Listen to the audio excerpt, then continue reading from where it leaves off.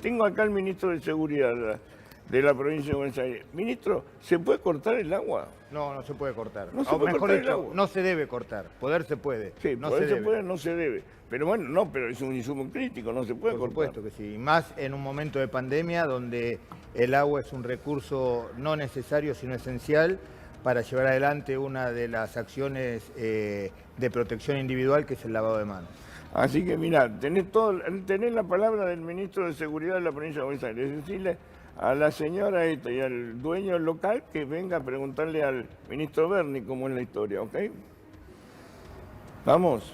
Muy bien, Chiche, gracias, ministro, porque la señora está muy angustiada. Y con bueno, esta situación. decirle a la señora que, digamos, te acaba de decirle eso, que el ministro acaba de decir esto.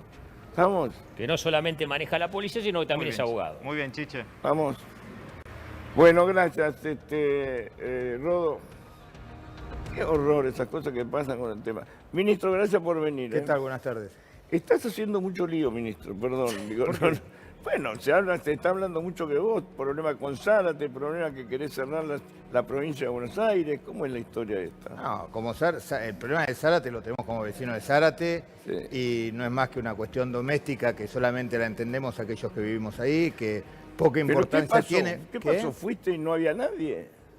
Sí, viene de una historia mucho más larga, arranca con los problemas que nos está trayendo el intendente, cuando hubo que pagarle a los empleados, le descontó el tiempo que no fueron a trabajar en cuarentena. El único intendente que los mandó a la casa y después no les pagó.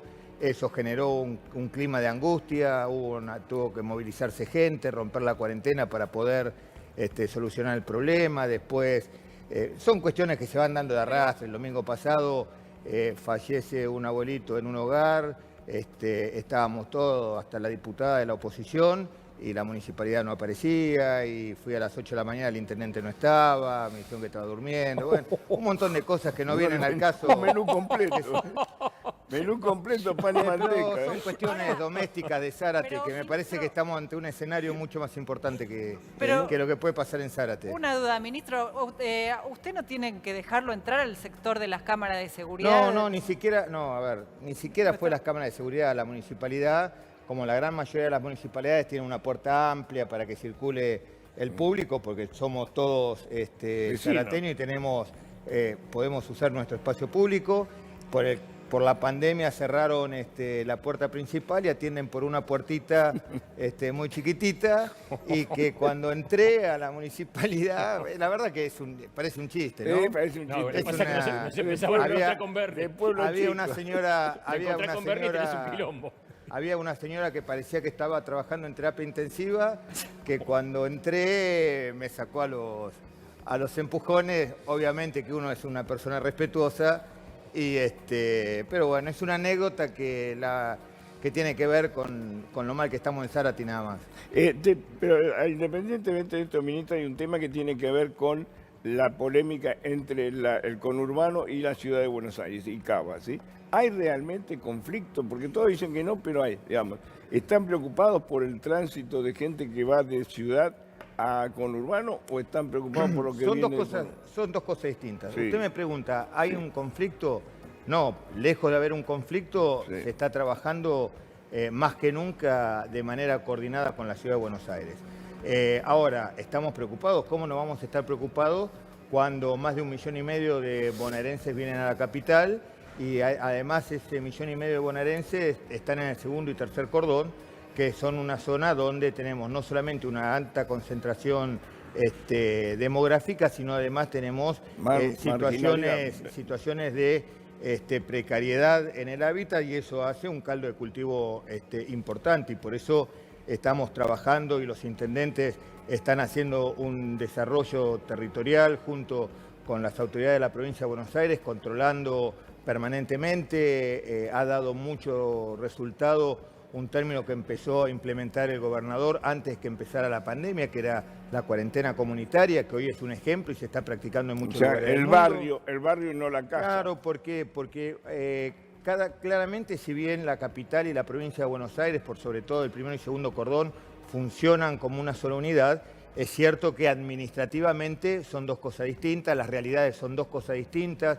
La realidad de la capital es que se sostiene económicamente fundamental, más que nada por la actividad comercial, la provincia por las industrias manufactureras, que son aquellas que dan mano de obra de manera fuerte, junto con las pequeñas y medianas empresas. Entonces, tenemos diferentes realidades, tenemos distintas posiciones epidemiológicas y, por sobre todas las cosas, distintos intereses. Pero ustedes están preocupados por ese 1,5 millones que entra todos los días, claro, y que se lleve el virus de la ciudad de Buenos Aires. No, nosotros estamos preocupados por la salud de los 17 millones de bonaerenses. Obviamente que, como seguramente, mire, la discusión todo surge a partir de un mapa que apareció, ¿sí? Donde la capital estaba pintada de rojo. Sí. Ese mapa es dinámico. Hoy está la capital, hace 3 semanas atrás estaba la zona norte de la provincia de Buenos Aires. Dentro de la semana que viene puede estar, no sé, digo La Matanza por decir cualquier. Y seguramente que si nosotros tenemos un foco en un lugar populoso de la provincia de Buenos Aires, de gente que viene a trabajar a la capital, es lógico, es coherente y es necesario que las autoridades sanitarias de la capital federal trabajen en conjunto con la provincia de Buenos Aires para ver cómo podemos disminuir esas cadenas de relaciones interpersonales que son las que aceleran la velocidad de réplica viral. Pero vos sos médico y sabés perfectamente que, digo, aparentemente lo que dice la ciudad de Buenos Aires es que como hacen más testeos, tienen más casos y que la proporción de testeos en la provincia de Buenos Aires son menores. No sé si es así, es lo que dice. Mire, la verdad, a ver, lo que pasa es que estamos entrando en una discusión que no tiene sentido. Esto pareciera una carrera a ver quién hace más testeos o una carrera a ver quién tiene más casos. El testeo tiene una importancia epidemiológica, pero no necesariamente se necesita. ¿Cuál es la función del testeo? ¿Es encontrar pacientes enfermos? No, el paciente enfermo aparece solo. Justamente el testeo tiene que ver con encontrar aquellos pacientes que son portadores sanos. ¿Qué quiere decir portador sano? Usted sabe que el 80% de los pacientes transitan la enfermedad sin ningún síntoma. Por lo tanto, no saben que están enfermos, pero el problema de eso es que contagian a otra persona. Y el otro 20% genera síntomas. Ese 20% no hay que ir a buscarlo, viene solo. ¿Por qué? Porque siente los síntomas, ya la sociedad está muy educada, la sociedad está muy informada, la sociedad está llevando al pie de la letra todas las indicaciones de las autoridades sanitarias, ese 20% aparece solo. Bueno, hay que ir a buscar el 80%. ¿Tener más casos, menos casos? No es una carrera epidemiológica, es la necesidad de poder bloquear a aquellos pacientes que pueden contagiar. Lo que pasa es que aparentemente, digamos, Kicillof quiere flexibilizar menos y la ciudad ha flexibilizado un poco más, aparentemente. Digo, no sé si es... Yo he visto movimiento en el conurbano. Digo. Mire, no tenga ninguna duda, le vuelvo a repetir, son realidades totalmente distintas. Gobernar significa representar intereses y la ciudad de Buenos Aires representa los intereses de los porteños, el gobernador representa los intereses de la provincia de Buenos Aires. ¿Está mal? No, está mal que no sea así. Sí. Pero lo bueno es que tanto el gobernador como el jefe del gobierno de la ciudad trabajan en conjunto y los equipos médicos para que este intercambio tenga la menor cantidad de cadena de transmisión, cuestión de ir focalizando y protegiendo las zonas donde hay aparición de número de casos. Yo no tengo ninguna duda, porque no tengo ninguna duda, que el gobierno de la ciudad va a poder bloquear esta cantidad de casos que hay en la Villa 31 y en la 1114. No tengo ninguna duda, estoy convencido que lo va a poder hacer y en ese sentido ponemos todo el esfuerzo de la provincia de Buenos Aires para ayudarlo. Como tampoco tengo duda que en algún momento vamos a tener focos en la provincia de Buenos Aires y que vamos a tener que trabajar conjuntamente con la ciudad de Buenos Aires, nos va a tener que ayudar para poder generar ese bloqueo como lo estamos haciendo. En la provincia de Buenos Aires, en los 135 distritos que tenemos, porque no nos olvidemos que la provincia de Buenos Aires es un poquito grande, 1.700 veces más grande que la capital. O sea, los problemas son 1.700 veces más problemáticos, las distancias son 1.700 veces más grandes, todo se multiplica por 1.700. Y en todos los lugares donde aparecieron focos de contagio, en todos los distritos se fueron bloqueando. Por ejemplo, hay un distrito que nosotros no tenemos en cuenta porque la tenemos muy lejos, porque todo lo que no pasa en la ciudad de Buenos Aires y sus alrededores no existe. Sí. La realidad es que Bahía Blanca ya tuvo una primer episodio importante y lo pudieron contrarrestar muy bien, trabajaron muy bien, aislaron el foco. Ahora están de vuelta, apareció una empresa eólica con, bueno, eso no, con cuestiones que rompieron las reglas epidemiológicas, pero Bahía Blanca no tengo ninguna duda que está trabajando de manera territorial para bloquear ese foco y estoy seguro que lo va a hacer y lo va a hacer muy bien, porque ya lo hizo una vez. Ahora Chascomús, que había liberado, vuelve un poco para atrás. Por eso hay que ser muy cuidadoso a la hora de tomar decisiones, porque esto es como el juego de la oca. Acá no es que, bueno, doy un paso para adelante y si me equivoco lo doy para atrás. Acá usted da un paso para adelante y si se equivoca, da 2 pasos para atrás. Y lamentablemente ustedes tienen que tomar definiciones con la foto de hoy, pero la foto de hoy corresponde a las acciones que generó la sociedad hace 14 días atrás. Entonces es complicado. Tiene que ver con una lógica sanitaria, tiene que ver con una lógica epidemiológica, tiene que ver con definiciones para generar un equilibrio relativamente estable entre los intereses de la capital y los intereses de la provincia, que en definitiva el único interés que prima es cuidar a cada uno de los bonaerenses por parte del gobernador de la provincia. Ahora, vos tenés como una especie de doble rol, porque por un lado sos médico, por el otro lado sos abogado, por el otro lado sos militar y además sos ministro de Seguridad. Digo, ¿tenés conflicto en ese tipo de cosas? Porque digo, estás manejando la seguridad de una provincia que también tiene un problema de salud complicado. Mire, una de las patas más importantes del comité de emergencia, y cuando digo más importante, quiero decir, por sobre todas las cosas, en las acciones médicas, las acciones que tiene que desarrollar el Ministerio de Salud, muchas de ellas tienen que ver con la logística y lo hacemos desde el Ministerio de Seguridad. Muchas tienen que ver con Defensa Civil y Defensa Civil son acciones que dependen del Ministerio de Seguridad. Muchas tienen que ver con la coordinación de los diferentes centros de emergencia y lo hacemos a través del Ministerio de Seguridad. Cuando hay una situación excepcional, una situación tan espasmódica, porque esto fue una cosa que apareció de golpe, bueno, tuvimos la oportunidad de probarnos como un equipo de trabajo que hasta el momento ha dado muy buenos resultados. Vos siempre tenés, y lo manifestaste, digo, menos gente de la que necesitarías, ¿sí? Obviamente. ¿En la policía? En la policía, Sí, menos claro. gente de la que necesitas. Pero digo, en estos momentos tenés mucha gente concentrada en el control de la cuarentena. Digo, en el control de que no pasen, de que no pasen autos que no debieran pasar y gente que no debiera viajar. Digo, ¿te queda gente para la seguridad?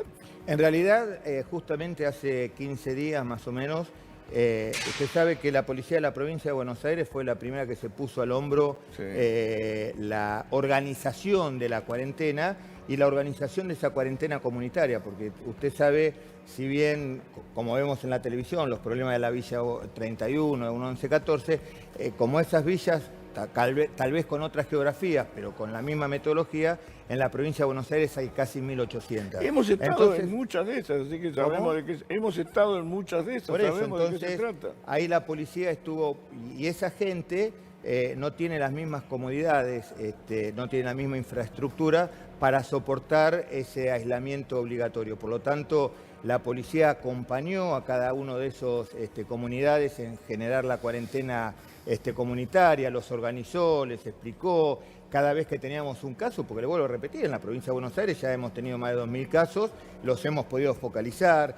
Yo recuerdo los primeros casos que teníamos de la provincia de Buenos Aires, cuando aparecía un caso le prendían fuego a la casa, le tiraban piedras. Pero ¿cómo? Terrible era. Los primeros días Como de si los tuviera primeros casos...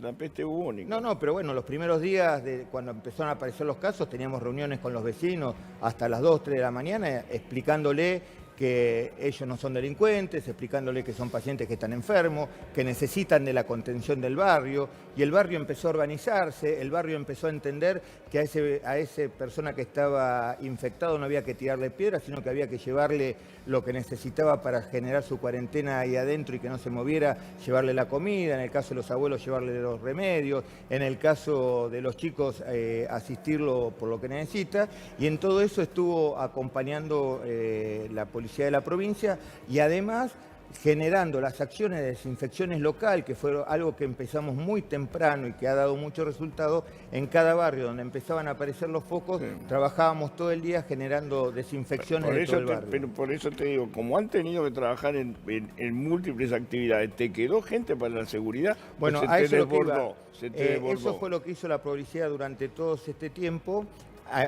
incluyendo los controles. Hace 15 días emití una orden donde los controles tenían que ser relevados por cada una de las autoridades que los municipios determinen, porque los controles tienen que ver con una cuestión administrativa, tienen que ver con una cuestión, por sobre todas las cosas, en las localidades chicas donde el ingreso y el egreso de la gente permite un rápido control epidemiológico y eso ayuda a focalizar los brotes infecciosos, a que por sobrepasaje sean relevados y la policía empiece a generar sus tareas habituales y prepararse para una próxima fase. ¿Se te desbordó el delito o no todavía? ¿Cómo? Digo, ¿hay más delito en esta época de pandemia o menos? Hay muchísimo menos delito. Sí empezó a aparecer con mucho más frecuencia el delito que nosotros llamamos de supervivencia, ¿no? El delito de salir a buscar una cartera y tener plata, de entrar a un kiosquito que está abierto para llevarse 300, 400 pesos,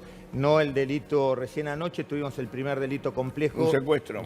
Un secuestro después de mucho tiempo y creo que vamos por el buen camino. Por ahora sigue secuestrado, es un secuestro extorsivo. Fue un secuestro verdaderamente extorsivo, con algunas características en especial que nos hacen sospechar de algunas cosas y que obviamente no puedo por cuestiones de la investigación, pero estoy seguro que vamos por el buen camino. Y tuviste otro asalto muy grande en un country, de los 40 millones de pesos que creo ya que están detenidos. Ya están detenidos. Ya están detenidos. Pero evidentemente lo entregaron al señor. Sí, bueno, justamente está detenido gente que estaba vinculada a la organización de la seguridad del country.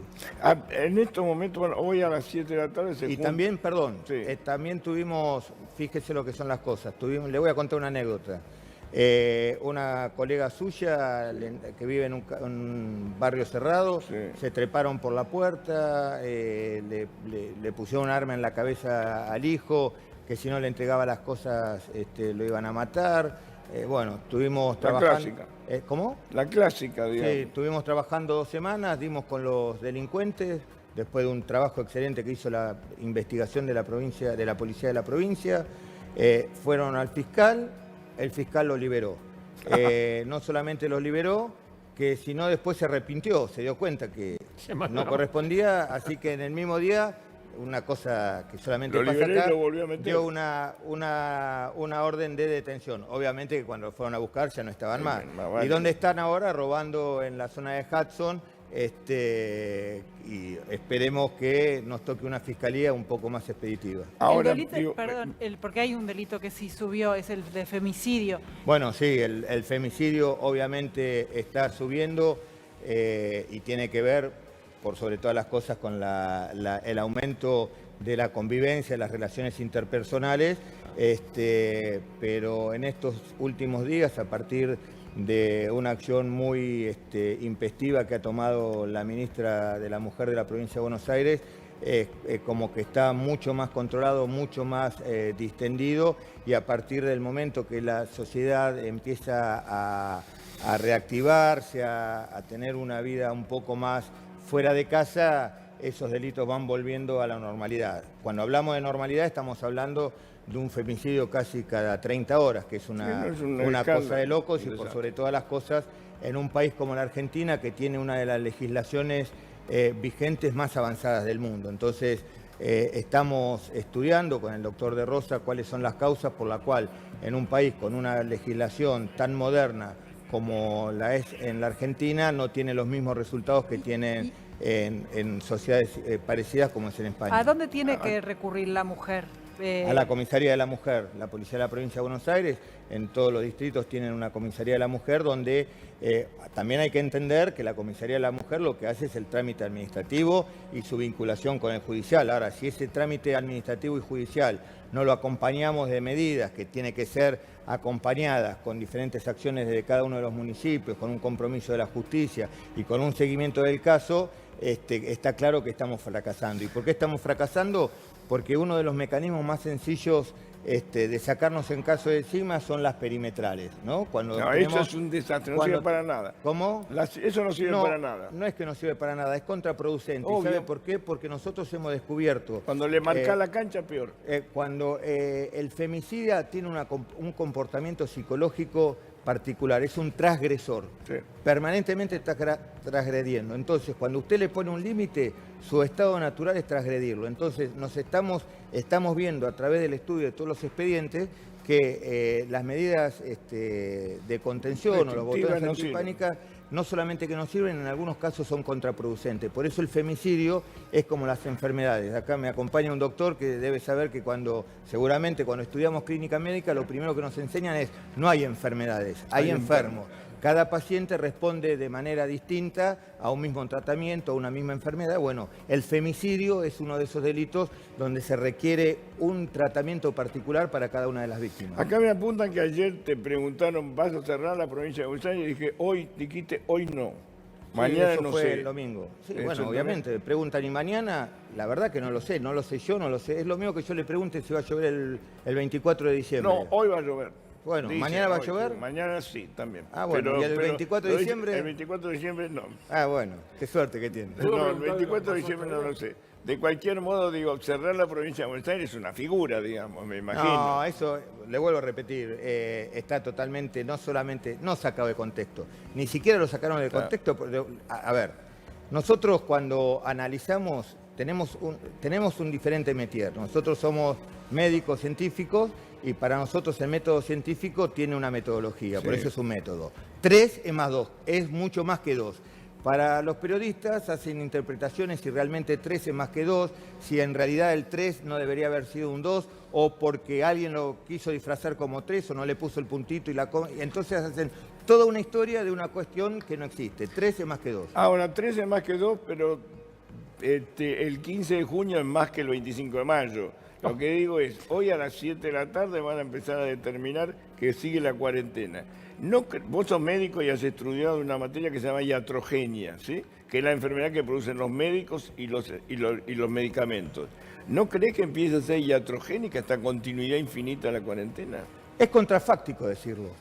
Porque Sí, contrafáctico, es contrafáctico porque hay chicos que están nosotros no podemos- desarrollando terror a salir a la calle. Hay femicidios y hay violencia, hay más alcoholismo y todo esto generado por el encierro. Mire, la cuarentena no es gratis. No, ya sé La que cuarentena tiene un costo. Aparte de lo económico. Usted me habla con términos médicos, yo le voy a contestar con términos médicos. Sí. Cuando usted tiene un paciente con dolor de cabeza, el medicamento indicado es la aspirina. Ahora, esa aspirina tiene indicaciones, tiene contraindicaciones y tiene efectos adversos. Sí. Bueno, en el caso de la cuarentena, es el tratamiento indicado para esta situación, que es la pandemia, y tiene contraindicaciones y tiene efectos adversos. Uno de esos efectos adversos está en los cuadros que usted muy bien describe. Ahora, eso quiere decir que tenemos que dejar de indicar aspirina a un dolor de cabeza. No, lo que quiere decir que hay que tenemos... flexibilizar un poco más. Bueno, eso, vuelvo a repetir, es una medida contrafáctica, porque fíjese lo que le pasó a Córdoba. Flexibilizó, y esto no es una crítica, es un dato de la realidad. Sí. Flexibilizó y tuvo que dar marcha atrás. Y como dijimos recién, esto es el juego de la oca. Da un paso para adelante, pero después tiene que dar 2 para atrás. Entonces, acá es un análisis permanente del equilibrio entre costo-beneficio. Pero tampoco le estoy sumando el precio de la economía. No, eso porque esta no es, a ver. señora que está fundida con una pizzería que hasta le cortan el agua, está multiplicado por miles. Pero a ver, esto, Chicho, usted tiene toda la razón, pero Sí. partamos de una base y que todo el mundo lo entiende, porque si no hoy estaría todo el mundo en la calle protestando. Esto es una cuestión que ha sido repentina, inesperada, excepcional, que nos cayó como una bomba biológica, como dice recién, y donde la sociedad no tiene otra alternativa que entender que este es el camino, y para eso el Estado está trabajando en algunos lugares con mucho éxito, en otros lugares con dificultades, para poder ir apaleando la situación y entender la situación económica de cada uno. Para eso trabaja también el Ministerio de Desarrollo a través de la asistencia, en la cantidad que no de llega a movimientos. todo el mundo. Que no llega. Obviamente que no llega a todo el mundo, pero en materia alimentaria, le puedo asegurar que yo recorro toda la provincia de Buenos Aires y no he tenido ninguna queja por parte de los intendentes. El gobernador ha triplicado la partida para asistencia alimentaria de las escuelas, los municipios aportaron lo suyo, la Nación aportó lo suyo, las organizaciones con despliegue territorial tienen un sistema de control muy eficiente, así que, salvo casos excepcionales, no es el denominador común. No, sí, yo no el estoy problema hablando del económico. hambre, de lo que estoy hablando, digo, el otro día hablando con el director de la Organización Internacional del Trabajo para la Argentina, me dijo que hoy, si se termina la cuarentena, hay 350.000 desocupados más. Sí, claro, no tengo ninguna Es duda. una catástrofe. Pero estamos ante una catástrofe, Sí. estamos ante una pandemia y esa catástrofe la tenemos que transitar con el menor daño colateral posible. Usted fíjese, hace un año atrás, todos los comentarios de cualquier periodista decían el fenómeno de Trump, el milagro de Estados Unidos, había logrado bajar después de 15 años los índices de desempleo que llegaron a 2 puntos.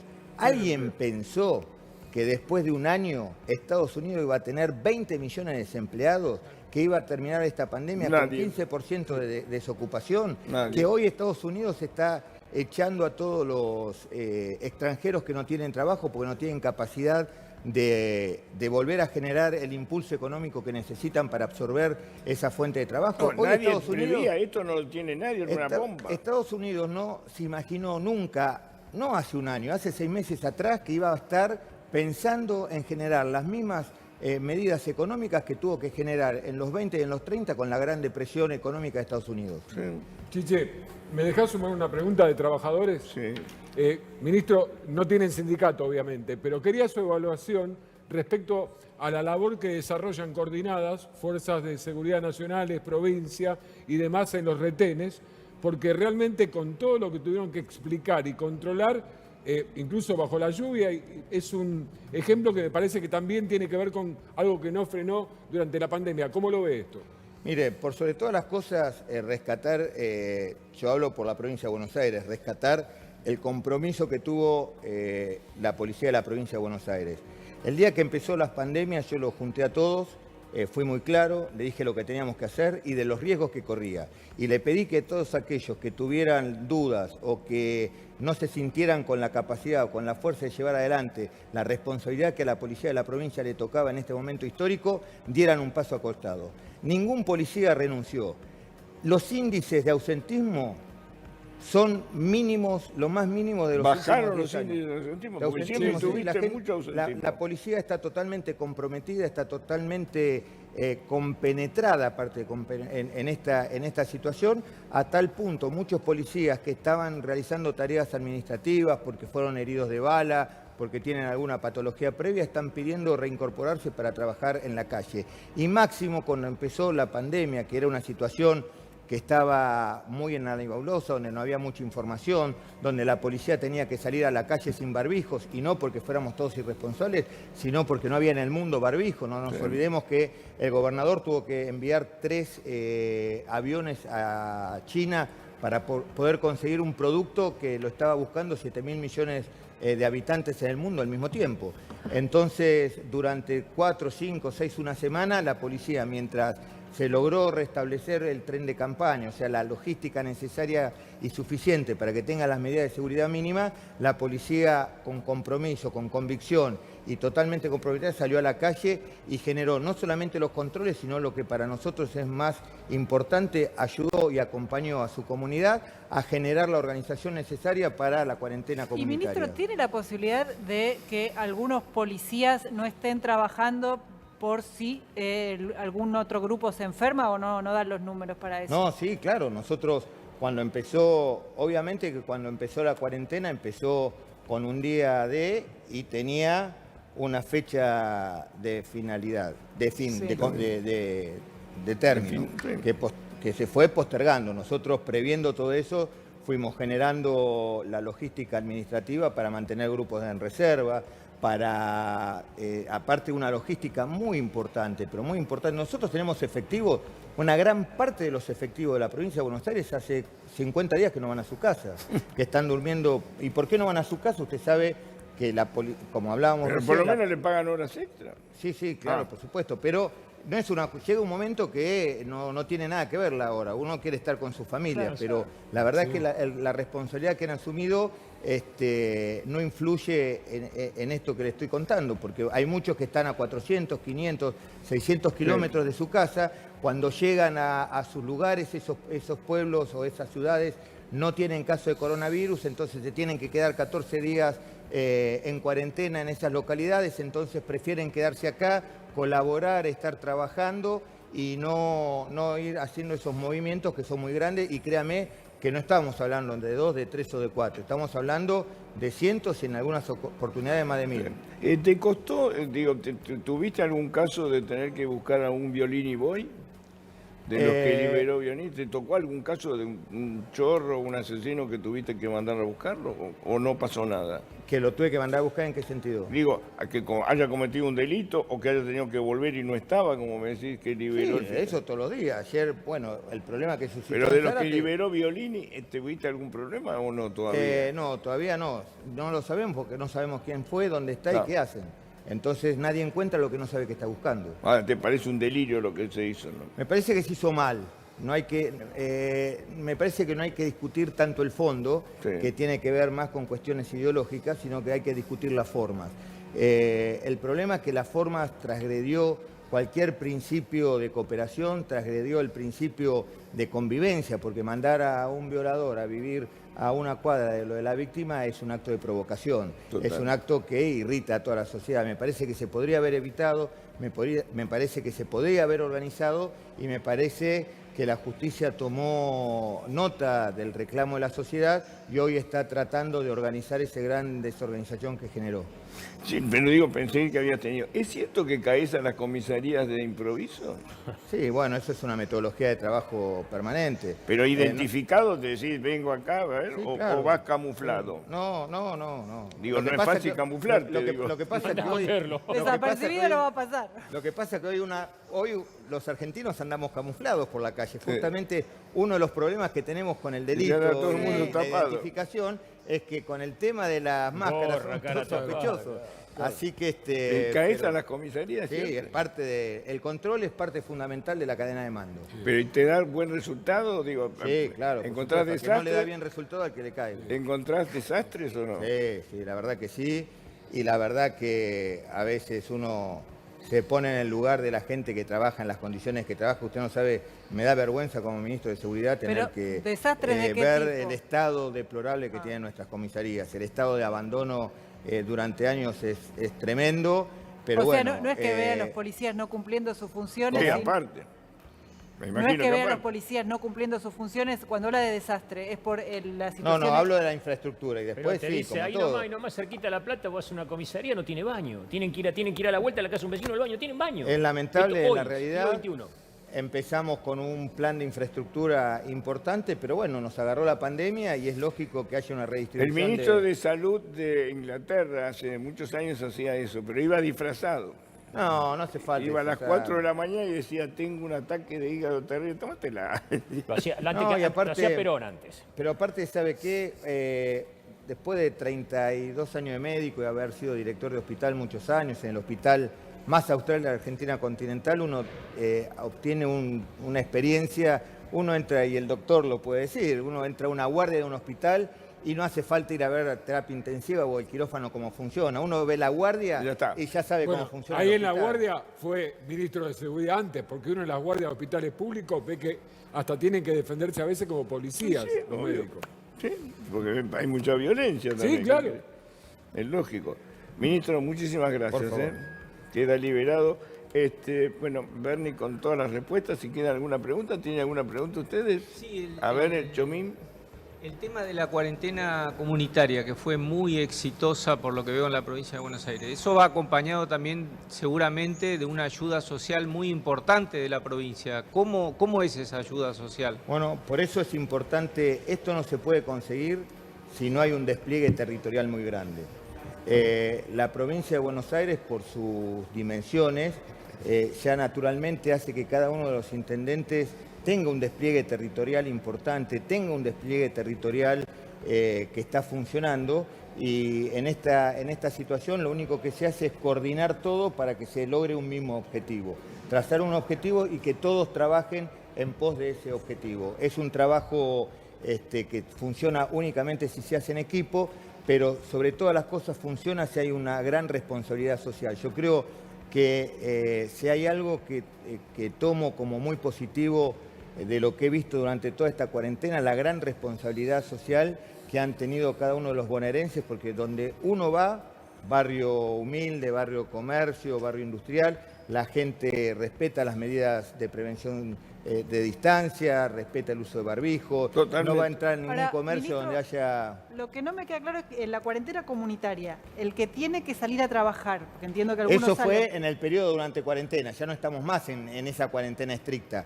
Ahora ya... Hay flexibilización. ¿Cómo? Hay flexibilización ahora. Claro, Es esa que cuarentena ya no... hay gente que en tiene que términos de salir. cuarentena no existe más. Estamos hablando de los primeros días de cuarentena fuerte, que fue Que no se lo que podía nos mover. permitió transitar hasta acá con estos resultados. Ministro, muchas gracias. Por favor. Un placer.